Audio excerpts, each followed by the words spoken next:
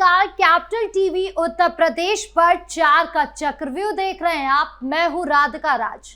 बताएंगे आपको कौन सी वो 4 बड़ी खबरें हैं जिसने यूपी की सियासत गरमा दिया है।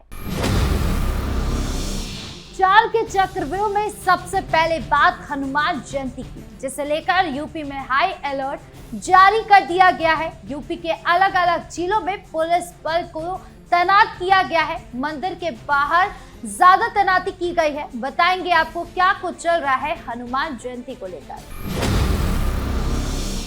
एक तरफ जहां यूपी में हनुमान जयंती को लेकर माहौल गरमाया, तो वहीं दूसरी तरफ कोर्ट के फैसले पर, जहां कोर्ट ने साफ ऐलान किया है कि नमाज के नाम पर घर में भीड़ न जुटाए। और क्या कुछ कोर्ट की ओर से कहा गया है, बताएंगे आपको।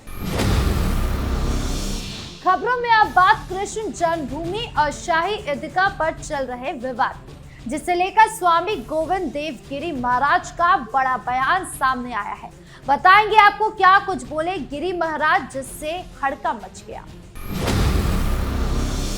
4 के चक्रव्यूह के आखिरी में बात सपा सांसद धर्मेंद्र यादव की, जिन्होंने भरी लोकसभा में टीडीपी को गठबंधन करने का ऑफर दिया, साथ ही भाजपा पर निशाना भी साधा। बताएंगे आपको क्या कुछ बोले सपा सांसद। तो चलिए बिना किसी देरी के शुरू करते हैं 4 का चक्रव्यूह। 4 के चक्रव्यूह में सबसे पहले बात हनुमान जयंती की। उत्तर प्रदेश के कई जिलों में हनुमान जयंती धूमधाम से मनाई जा रही है। भक्ति और उत्साह का ये पर्व पूरे प्रदेश में आस्था की लहर पैदा कर रहा है। लखीमपुर खीरी में तो 11 किलोमीटर लंबी भव्य यात्रा निकाली गई, जो लखीमपुर मुख्यालय से शुरू होकर गुलरी पूर्वा सीतापुर मार्ग स्थित हनुमान मंदिर पर समाप्त हुई। ये यात्रा लगभग 25 वर्ष के इतिहास को समेटे हुए है और इस बार अपनी रजत जयंती मना रही है। लाखों श्रद्धालुओं ने इसमें हिस्सा लिया है। पूरे मार्ग पर भजन कीर्तन, जयकारे और धार्मिक उत्साह का माहौल छाया रहा। जगह जगह आकर्षक झांकियां प्रस्तुत की गई, जिसमें बुलडोजर पर विराजमान हनुमान की झांकी खास तौर पर आकर्षण का केंद्र बनी। अयोध्या में भी श्री राम जन्मभूमि परिसर में विशेष कार्यक्रम आयोजित किए गए। ध्वजारोहण समारोह हुआ, जिसमें संतों और प्रमुख हस्तियों ने भाग लिया।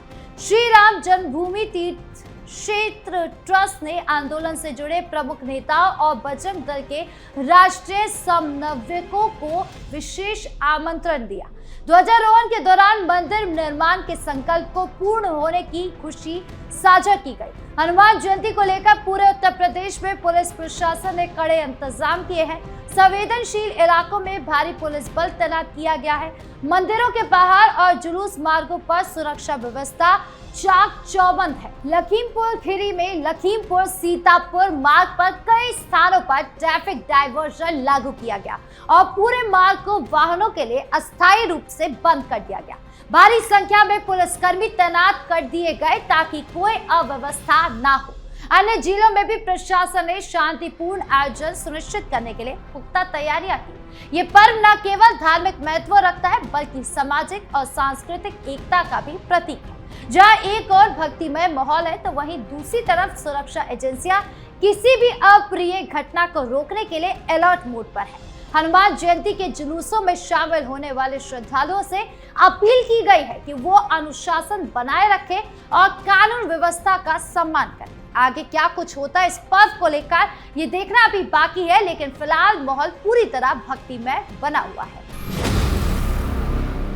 अब बात दूसरी खबर की। नमाज के नाम पर घर में भीड़ न जुटाए। इलाहाबाद हाई कोर्ट ने बरेली में एक याचिका पर सुनवाई करते हुए साफ निर्देश दिए हैं कि नमाज के नाम पर घर या निजी संपत्ति में बड़ी संख्या में भीड़ जुटाने की अनुमति नहीं दी जाएगी। कोर्ट ने याची तारिक खान की याचिका निस्तारित करते हुए उन्हें अंडरटेकिंग ली कि भविष्य में ऐसी भीड़ नहीं जुटाई जाएगी, ये कहा। न्यायमूर्ति सरल श्रीवास्तव और न्यायमूर्ति गरिमा प्रसाद की खंडपीठ ने फैसला देते हुए बरेली प्रशासन और पुलिस को कार्रवाई की पूरी छूट दे दी है।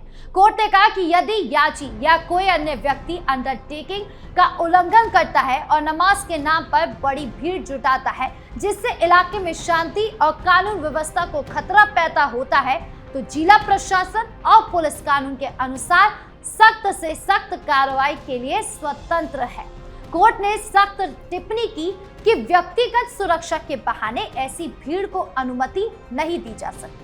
प्रशासन की ओर से पेश हलफनामे और तस्वीरों में साफ दिखा कि याची अपनी संपत्ति पर रोजाना 50 से 60 लोगों को नमाज के लिए बुला रहा था, जो क्षेत्र की शांति के लिए खतरा बन सकता था। कोर्ट ने स्पष्ट किया कि शांति और सौहार्द बनाए रखना प्रशासन की प्राथमिक जिम्मेदारी है और यदि कोई खतरा है तो कानून के मुताबिक कार्रवाई का पूरा अधिकार प्रशासन के पास है। यह आदेश उत्तर प्रदेश में धार्मिक सभाओं पर निजी संपत्ति की सीमा को रेखांकित करता है। कोर्ट का मानना है कि कानून का राज सभी के लिए समान होना चाहिए और किसी भी बहाने से शांति भंग नहीं होनी चाहिए। इस फैसले से यूपी के विभिन्न जिलों में प्रशासन को नमाज जैसे धार्मिक आयोजनों पर नजर रखने और जरूरत पड़ने पर कार्रवाई करने में आसानी होगी। क्या कुछ आगे होता है इस मामले में, यह भी देखना दिलचस्प है। खबरों में अब बात कृष्ण जन्मभूमि शाही ईदगाह विवाद की। स्वामी गोविंद देव गिरी महाराज ने इंदौर में कार्यक्रम के दौरान पत्रकारों से बातचीत में बड़ा बयान दिया। उन्होंने कहा, मथुरा में भी अयोध्या की तरह भव्य कृष्ण मंदिर बनेगा। महाराज ने दावा किया कि मामला अदालत में चल रहा है और इसमें कुछ भी बहुत मुश्किल से नहीं है। स्वामी गोविंद देव गिरी महाराज श्री राम जन्मभूमि तीर्थ क्षेत्र ट्रस्ट के कोषाध्यक्ष और श्री कृष्ण जन्मभूमि ट्रस्ट के उपाध्यक्ष हैं। उन्होंने कहा, राम मंदिर बन गया है, कृष्ण मंदिर भी बनेगा। इसका निर्माण वैसा ही होगा जैसा पूरा देश चाहता है। उन्होंने अयोध्या राम मंदिर को मिसाल देते हुए कहा कि प्रभु राम के जन्म स्थान पर मंदिर का निर्माण एक उदाहरण और मथुरा में भी हिंदू पक्ष की जीत होगी। महाराज ने देश की एकता पर भी चिंता जताई। उन्होंने कहा, पिछले 150 से 200 सालों से भारत को खान पान, जाति, भाषा, क्षेत्र और संप्रदायों के आधार पर बांटने की साजिश रची जा रही है और जनता इसका नतीजा झेल रही है। उन्होंने राष्ट्रीय स्वयंसेवक संघ यानी कि आरएसएस की सराहना करते हुए कहा कि अगर आरएसएस ना होता तो इस देश का भूगोल बदल गया होता और देश टुकड़ों में बंट गया होता। आरएसएस की भूमिका देश की एकता बनाए रखने में बहुत बड़ी है।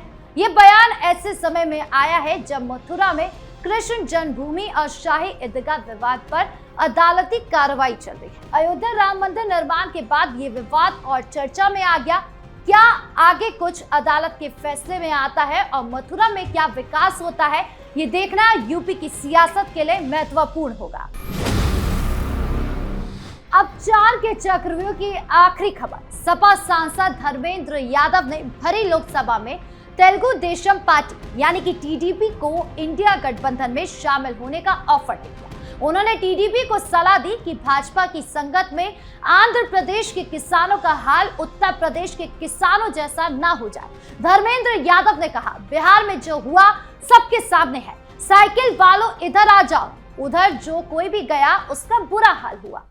और हाँ, आंध्रा के साथी पप्पू जी ने कहा, जो हमारे बिहार के मुख्यमंत्री जी के साथ हुआ है, सावधान रहना, उधर जो कोई भी गया है,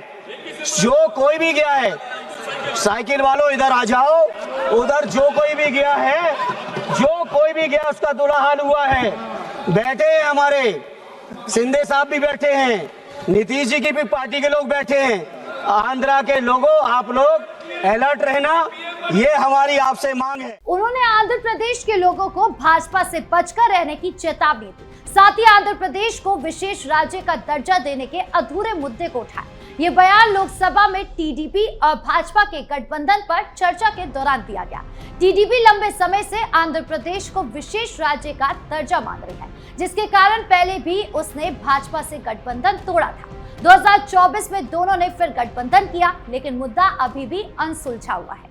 धर्मेंद्र यादव के इस ऑफर और हमले से यूपी की सियासत में नई बहस छिड़ गई है। सपा की ओर से विपक्षी गठबंधन को मजबूत करने की कोशिश साफ नजर आ रही है। क्या टीडीपी इस ऑफर पर विचार करेगी या भाजपा के साथ अपनी राह जारी रखेगी, ये देखना अभी दिलचस्प होगा। तो चार के चक्रव्यूह में आज के लिए इतना ही। कैसा लगा वीडियो, कमेंट बॉक्स में जरूर बताएं। धन्यवाद।